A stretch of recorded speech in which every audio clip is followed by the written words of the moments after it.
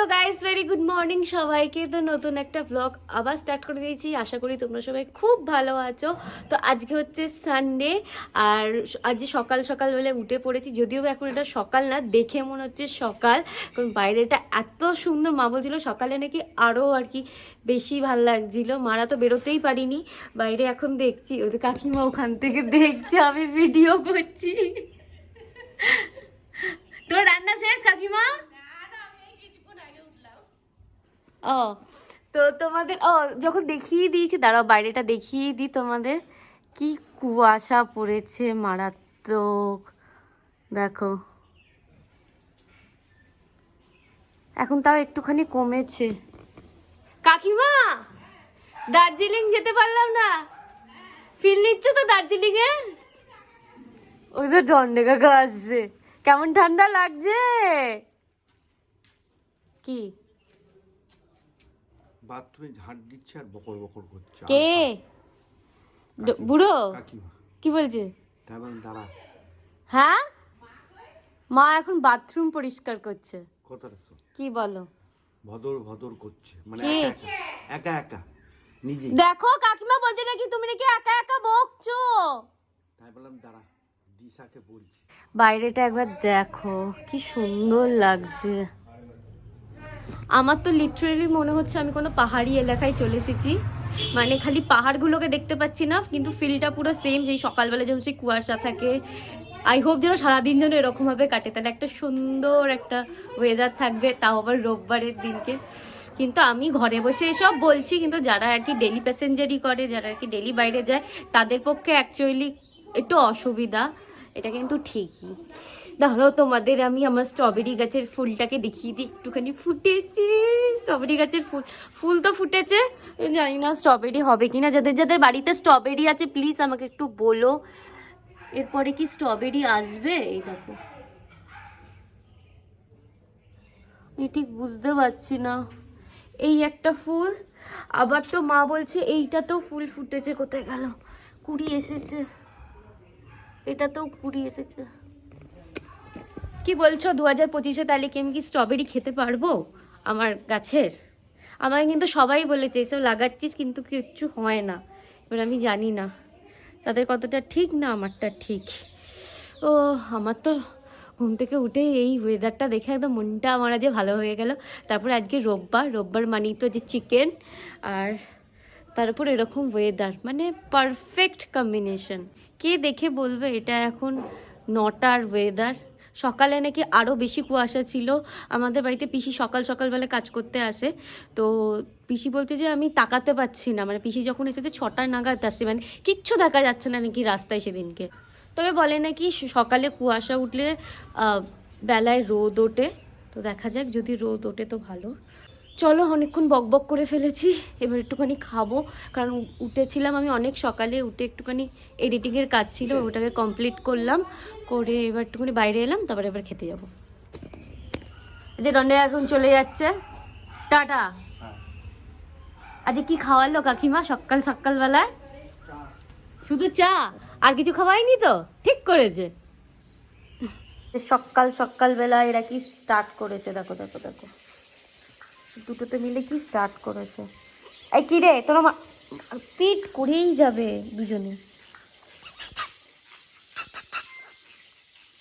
মানে প্রচন্ড বিচ্ছু এরা, ট্রিমিন্ডাস বিচ্ছু এই দুটো না, যে বিচ্ছু না ধারণার বাইরে। আই টাকা, তুই এদিকে, তুই এদিকে টাকা।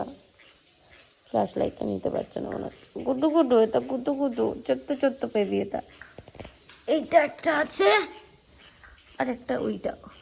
এই দুটোর ভিতরে আমি এখন বুঝতে পারছি না, তার মানে ওটাই ওটাই মানে বিভৎস বিচ্ছু। মানে দুটো হয়েছে দু রকম, মানে একটা অত্যাধিক শান্ত, আর একটাকে মানে রাখা যাবে না, মানে যেখানে সেখানে ধরে ঝুলবে, এরম এরম করবে। আর একটা খুবই কম খায়, আর একটা হচ্ছে বিভৎস খায়। মানে দুজন আছে, দুজন পুরো দুদিকে অপোজিট। তুমি দেখো, এ এখানে বসে আছে আর ওকে দেখবে, ওর খালি বদমাইশি দেখবে তোমরা। মানে ও একটা জায়গায়, মানে ওকে তুমি বসিয়ে মানে রাখলে মানে তাকে অ্যাওয়ার্ড দেওয়া হবে, এরকম ব্যাপার। আর এ অত্যাধিক শান্ত। এরা এখানে এরকম খেলা করুক, খেলা করতে করতে মা এখানে আমাকে ফল কেটে দিয়েছে। আজকে খাবো হচ্ছে পেঁপে, আজকে বেশি কিছু খাবো না, শুধু পেঁপেই খাবো, যেহেতু দুপুরবেলা চিকেন খেতে হবে। তো এখন শুধু একটুখানি পেঁপে খাবো, আর এদের সাথে আমি এখন একটু খেলা করি, আর এইভাবেই সকালটা কাটাই আর কি। এই যে এখন মা এসেছে, এনার মা এসে এখন এনারা একটু শান্ত হয়েছে, নাহলে তখন শান্ত। এই কালারিং, এদিকে তাকা, এদিকে তাকা, তাকা এদিকে, তুই কি রে খাবি আয়। খাওয়ার নাম বললে সবাই চোখ খুলবে, তাছাড়া কেউ চোখ খুলবে না, পাত্তাও দেবে না। আজ যেহেতু সানডে, তোমরা সবাই জানো সানডে মানেই চিকেন, আর আমি ওই জন্য ফাস্ট ফরওয়ার্ড করে দিয়েছি। আমি এটা কি দেখাবো, তোমরা অনেকবার দেখেছো আমার চিকেন রেসিপি, তো সেম একই প্রসেসে নর্মাল চিকেন করেছি বলেই আমি তোমাদের ওই জন্য আর স্টেপ বাই স্টেপ দেখালাম না, একটুখানি ফাস্ট ফরওয়ার্ড করে দিলাম। আই হোপ তোমাদের ভালো লাগবে, আর অনেকবার দেখিয়েছি এর আগে, তো ওই জন্যই।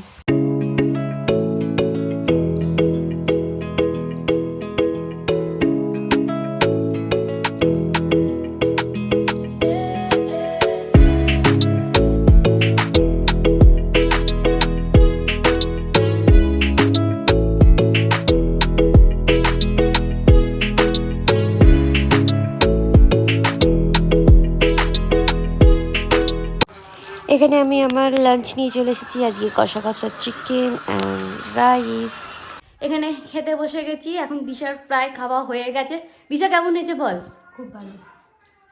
মোটামুটি আছে, ভালোই হয়েছে। একটু ঝালটা আরেকটু বেশি হতো, কিন্তু লঙ্কাগুলো একদম ঝাল ছিল না। আজ একটু ঝাল ঝাল করে আমি কষা কষা করে বানিয়েছিলাম, তো এখন একটুখানি খাই।